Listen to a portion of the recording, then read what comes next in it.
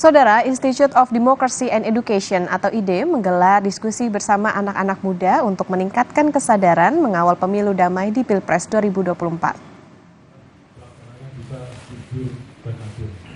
Ajakan bagi anak muda untuk mengawal pemilu damai didasarkan pada gagasan utama, yaitu persentase pemilih di pemilu 2024 didominasi oleh generasi muda dan keinginan supaya anak muda mengetahui peran pentingnya dalam pemilu.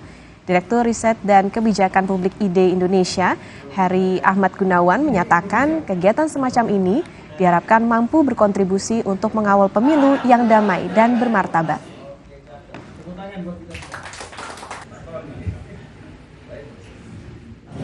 Menyadarkan kepada publik, khususnya kepada pemuda, mahasiswa, dan pelajar, karena kita tahu kurang lebih 52% pemilih di tahun 2024 ini adalah kita sebagai anak muda.